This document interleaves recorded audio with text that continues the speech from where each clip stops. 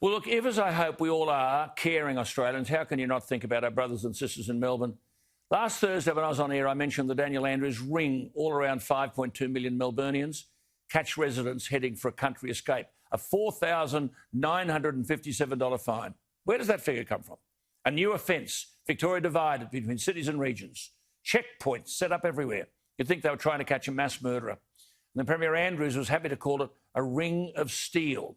The former Health Minister, Jenny Mikakos, who told the quarantine inquiry not to trust Andrews' evidence, is saying to Andrews, let his people be free. Now, Andrews has made an announcement today, which I think is a joke.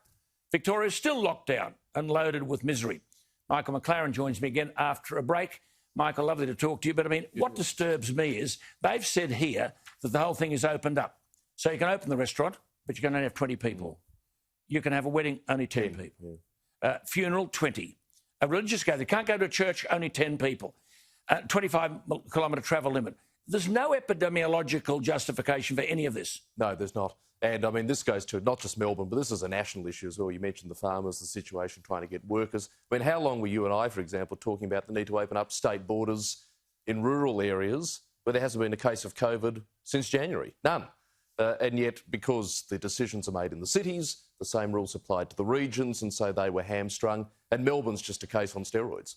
The World Health Organisation, I cite this stuff all the time. Today, I don't know whether I brought that with me into the studio tonight. I most probably didn't. But the World Health Organisation says today that 100%, there are 0% of cases in this country which are serious or critical. 17 people only in hospital. Why is any of this stuff locked down? Do these politicians think they can eliminate the virus? You're not going to eliminate the virus.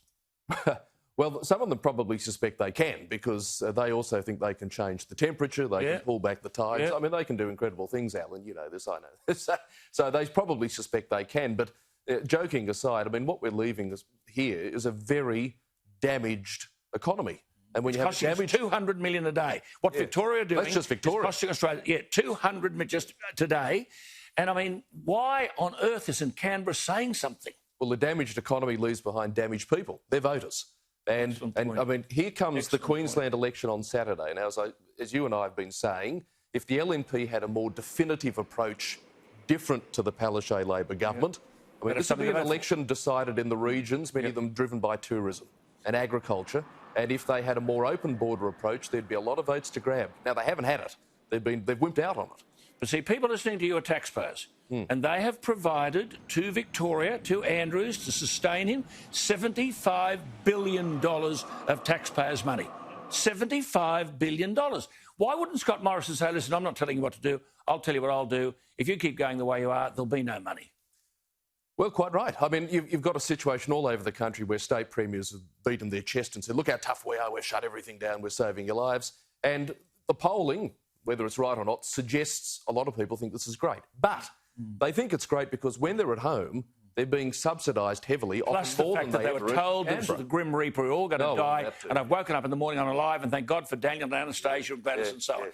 USA, the Trafalgar polls. Well, these are important. Now, they're Republican aligned from what I can gather, but they got 2016 more correct than any other poll. And as John Ruddick wrote the other day, I mean, Pennsylvania was Trump's big win in 2016. There was something like 23 polls in the last month. They all but one said that Clinton would win. The one that didn't was Trafalgar. It said Trump would win by, I think, 1%. He won by 0.7. And you look down the list, Trafalgar were basically on the money. Now, this time, again, all the polls are saying Biden will win, it will win at a canter, and you're getting all these editorials about how America will be transformed, except Trafalgar, who are saying in Michigan, Trump's in front. In Ohio, Arizona, Florida, 29 electoral college votes, Trump's in front, and in some of those quite comfortably.